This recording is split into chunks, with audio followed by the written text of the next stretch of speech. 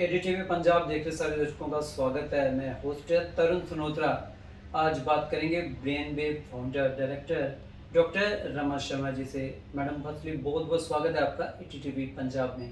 धन्यवाद अरुण जी, मैं बहुत शुक्रिया करती हूँ, आपने फिर हमारे लिए वक्त निकाला। मैडम बात करेंगे, आपकी एक बुक लॉन्च की गई थी 23 मार्च 2023 को, स्कोर 7 इन आइलेट्स राइटिंग। मैडम बात करेंगे, आपको क्या लगता है कि स्टूडेंट के लिए वो बुक कैसे हेल्पफुल साबित हुई है और क्या क्या बेनिफिट रहा है स्टूडेंट्स को? सर 30 मार्च को रामनवमी के दिन जब मैंने ये बुक लॉन्च की तो उसके बाद ज़्यादातर स्टूडेंट्स के एग्ज़ाम थे।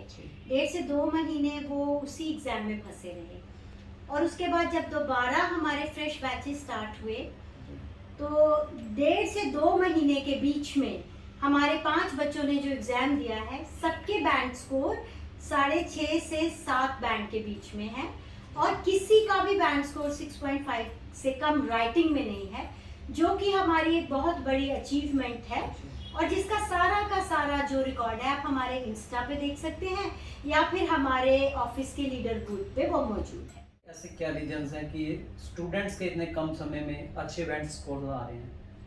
सर एक्चुअली जब जैसे कि मैंने पहले बताया था अपने पिछले इंटरव्यू में कि मैं कभी भी स्टूडेंट्स को बाहर का अवेलेबल मटेरियल नहीं देती थी, ना राइटिंग के लिए और ना ही स्पीकिंग के लिए। पर उस वक्त क्या था कि मैं पेजेस पे वो सब मटेरियल लिख लिया करती थी और बच्चों में रैंडम बट जाता था, बच्चे पढ़ते थे और उसके बाद ये है कि वो आइडिया उनके माइंड में रहता था। लेकिन जब हमने इस पूरे के पूरे अपने काम को जब मैंने इस बुक में कंपाइल कर दिया तो फिर मैंने इस तरह से बुक की डिज़ाइनिंग की कि जो हर एक आइडिया है वो आइडिया अपना डोमेन बढ़ा सके। फॉर एग्जांपल मैं आपको बताती हूँ कि अगर सपोज हमारा एक टॉपिक है एनवायरनमेंट, तो अब एनवायरनमेंट को हज़ारों थॉट पर बोला जा सकता है, हज़ारों तरीके से एक्सप्लोर किया जा सकता है। बाकी सारी बुक्स में क्या था कि कुछ टिपिकल टॉपिक्स लेके उनको भाषा थोड़ी बहुत बदल बदल के लिख दिया गया, पर जो मैंने जिस तरह से लिखा, मैंने एक ही आइडिया को अलग अलग तरीके से हम कैसे एक्सप्लोर कर सकते हैं। वो कॉज एंड इफेक्ट भी हो सकता है, वो प्रोज एंड कॉन्स भी हो सकता है, वही आइडिया जो है वो आपको प्रॉब्लम्स एंड सॉल्यूशंस पे भी आ सकता है, ओपिनियन ऐसे भी हो सकता है। तो उसी आइडिया पे को किस तरह से एक्सप्लोर करना है, इस तरह की जो ट्रेनिंग मैं क्लास में भी बच्चों को देती हूँ और फिर बुक में पढ़ के एक्चुअली उनको समझ आ गया। तो इससे क्या होगा कि वो जो रटने वाला उनका एक मैथडोलॉजी थी कि कुछ टिपिकल टेम्पलेट्स हमने रट लिए और जहाँ पे हम उनको फिट कर दें, जैसे कि इट इज़ काइंड ऑफ कोई भी चीज़ उठा के कहाँ लगा दी, तो वो वाली आइडियोलॉजी से वो बाहर निकल आए। तो इस तरीके से जब उनको पता चला कि अब हम खुद सोच सकते हैं और खुद भी अपने आइडियाज़ को कहीं भी अप्लाई कर सकते हैं क्योंकि वो हमारे ओरिजिनल आइडियाज़ हैं।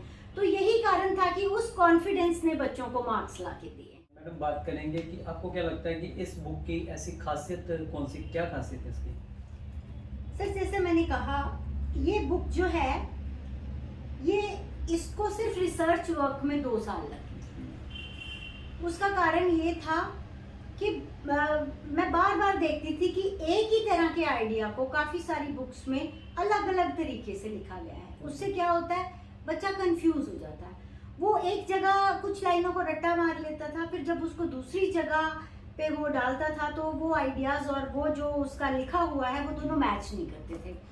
और एक बात मैं आपको बताऊं कि आईडीपी ने और इससे पहले ब्रिटिश काउंसिल ने कभी भी टेम्पलेट्स को प्रमोट नहीं किया। टेम्पलेट्स का मतलब होता है कुछ रटी रटाई 4, 5, 6 लाइनें हैं, वो स्टूडेंट्स को दे दी जाती हैं और कहा जाता है स्टार्टिंग में ऐसा कोई ऐसे आए तो ये लिख लेना, बीच में ये डाल देना और एंड में ये डाल देना। काफ़ी स्टूडेंट्स को इस मैथडोलॉजी की आदत पड़ गई हुई है।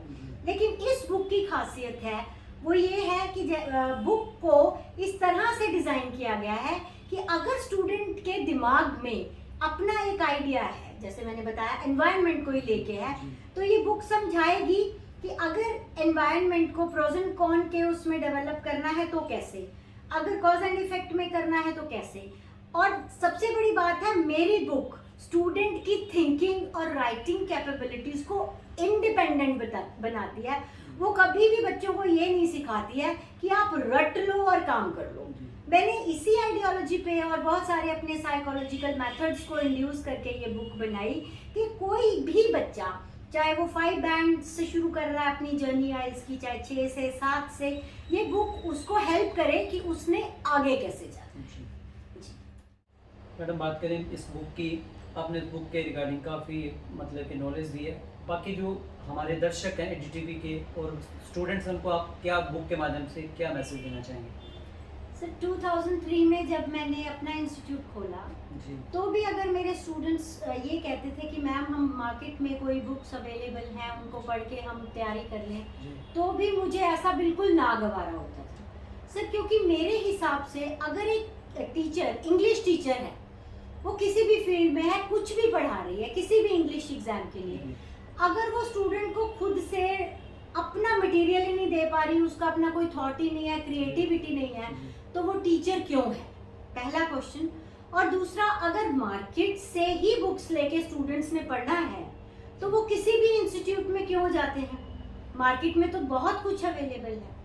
और सबसे बड़ी बात सर, वो स्टूडेंट जो किसी भी इंस्टीट्यूट में जाके दूसरी बुक पढ़ के, मार्केट में एक बड़ी बुक अवेलेबल है जो स्पीकिंग के पीडीएफ्स भी देते हैं और राइटिंग के भी, मैं अब नाम नहीं लेना चाहूँगी। जी तो जब भी ऐसे लोग, ऐसे इंस्टीट्यूट वाले इन बच्चों के साथ वीडियो बना के डालते हैं, तो बच्चों को तो उस बुक राइटर का, वो जो भी राइटर है उनका धन्यवाद करना चाहिए कि अगर उन मैडम ने वो बुक नहीं लिखी होती तो ये बच्चे पास ही नहीं होते। जी तो एज आइल्स टीचर मैं इंग्लिश में एमए हूँ और पीएचडी भी हूँ, हालांकि वो एजुकेशनल साइकोलॉजी में है।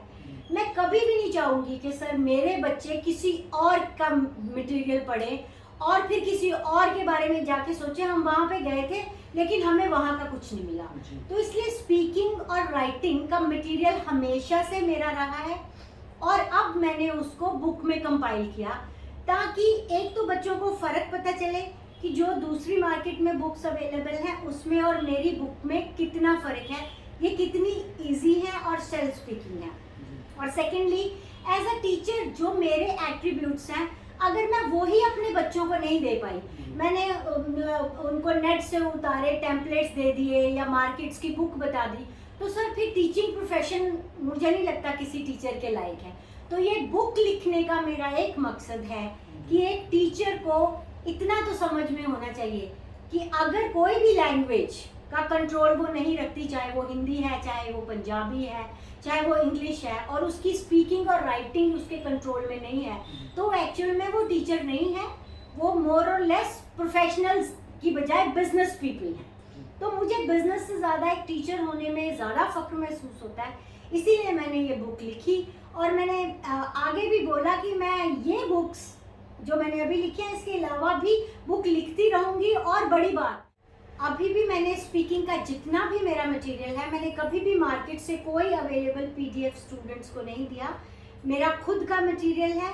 और मैं हमेशा स्टूडेंट्स को बोलती हूँ, आप चेक करो मेरा मटेरियल जो है वो दूसरे मटेरियल से कैसे डिफरेंट है, इजी है और आपको ज़्यादा कॉन्फिडेंट बनाता है। तो इसी तरीके से मेरा मकसद अपने आप को एक टीचर प्रूव करना है। आपकी brainwave founder director doctor Rama Sharma ji से काफ़ी ज़्यादा इम्पोर्टेंट नॉलेज जो स्टूडेंट्स को मिली है, हम चाहेंगे कि और भी स्टूडेंट्स यहाँ पे इंस्टीट्यूट में आए और बुक का बेनिफिट उठा सकें।